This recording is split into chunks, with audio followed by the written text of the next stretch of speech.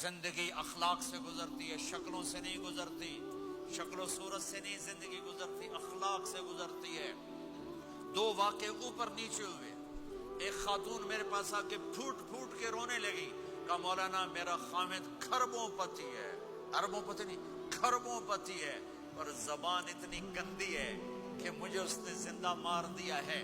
اور چند دن کے بعد ایک نوجوان ملا، کہا مولانا زندگی کی ہر دولت موجود ہے پر میری بیوی کی زبان بہت گندی ہے، میرا گھر برباد ہو کے رہ گیا ہے۔ ایک جگہ عورت کی تیزی نے گھر کو آگ لگائی ہوئی ہے، ایک جگہ مرد کی تیزی نے گھر کو آگ لگائی ہوئی ہے۔ گھروں کی آبادی اچھے اخلاق سے ہوتی ہے۔ بڑوں سے کہتا ہوں چھوٹوں سے رائے لے کر قدم اٹھاؤ، چھوٹوں سے کہتا ہوں ماں باپ کی رائے کو داخل کر کے چلو۔ اگر دونوں میں اختلاف ہوتا ہے تو ماں باپ سے کہتا ہوں اپنے بچوں کی رائے کو ترجیح دو، زندگی انہوں نے گزارنی ہے۔ یہ میرے نبی کی ایک پاکیزہ خوبصورت زندگی ہے۔ احباب جمع ہے میر حال دل کہہ لے، پھر التفات دلے دوستاں رہے نہ رہے۔ آپ ایک معاشرے میں رہتے ہیں، آپس میں لڑائیاں بھی ہوں گی، جھگڑے بھی ہوں گے، اور بہت سے ایسے ہوں گے عورت عورت سے نہیں بولتی، مرد مرد سے نہیں بولتا۔ ایک بات آپ سب سے کہتا ہوں، یہاں سے اٹھ کر سب ایک دوسرے کو جو لڑے ہوئے صلح کر لینا، ایک دوسرے کو معاف کر دینا، ایک دوسرے کے گلے لگ جانا، ایک دوسرے سے درگزر کا معاملہ کر دینا۔ اور خامد اور بیوی اگر لڑے ہوئے ہوں تو ان کی صلح اتنی طاقتور چیز ہے کہ ان کے صلح کرتے اللہ ان کے پچھلے سارے گناہ معاف کر دیتے۔ شیطان روزانہ اپنی کچہری لگاتا ہے، شیطانوں سے پوچھتے ہمیں کی کر کے آئے ہو؟ جی چوری کرائی، یوں سر ہلاتا ہے، ڈاکہ، نماز نہیں پڑھنے دی، ٹھیک۔ ایک لمبی فہرست ہوتی ہے۔ ایک لنگڑا شیطان کالا جا پچھو کھلو کے آتا ہے، استاد جی میاں بیوی نے لڑایا، کا پتر شاباش تو اگا آ جا آ جا آ جا آ جا آ جا، اس کو گلے لگاتا ہے، اس کو پاس بٹھائے، اور کمبخت تو یہ ہے اصل کام۔ خامد اور بیوی کی لڑائی نسلیں برباد ہو جاتی ہیں، نسلیں۔ ہر کلاس میں ٹاپ کرنے والے لڑکے نے 2 دفعہ خودکشی کی کوشش کی، ماں باپ کی لڑائی، ماں باپ کی لڑائی۔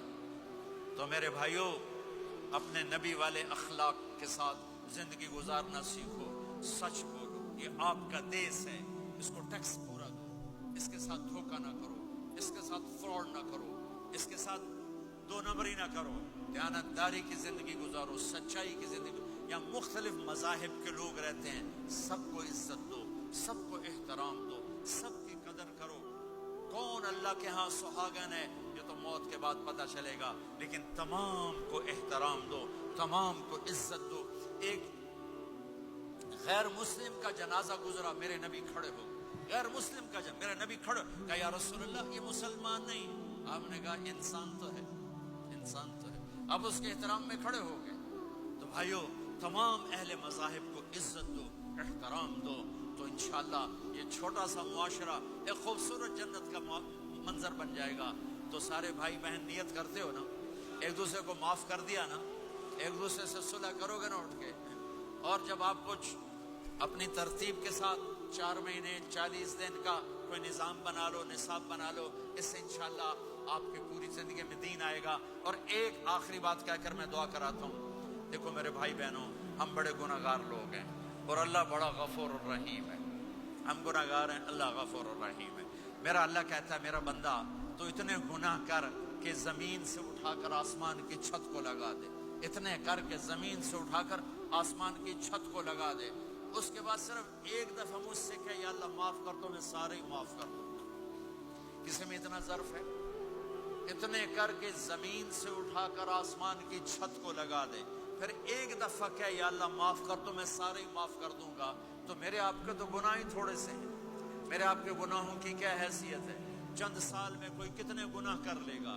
میرا اللہ کہتا ہے زندگی بھی لے لے، طاقت بھی لے لے، زمین سے اٹھا کر آسمان کی چھت کو گناہ لگا دے، پھر ایک دفعہ آ کر کہنا یا اللہ معاف کر دو، میں سارے ہی معاف کروں گا۔ تو میرے اللہ کو معاف کرنا پسند ہے، توبہ کرنا پسند ہے۔ میں ان ساری مسورات سے بھی درخواست کرتا ہوں، آپ سے بھی درخواست کرتا ہوں، آج تک جو ہم نے کیا یا اللہ میری توبہ، آئندہ تیری مان کے چلوں گا، اس کی نیت کرتے ہو سارے بھائی بہن؟ کرتے ہو تو میرے ساتھ کہو ایک دفعہ یا اللہ میری توبہ، پھر کہو یا اللہ میری توبہ، پھر کہو یا اللہ میری توبہ. اتنا سا کام. اگر مسورات نے آپ نے دل سے کہا ہے تو رب ذوالجلال کی قسم سارے گناہ معاف ہو گئے، سب معاف ہو گئے، سب معاف ہو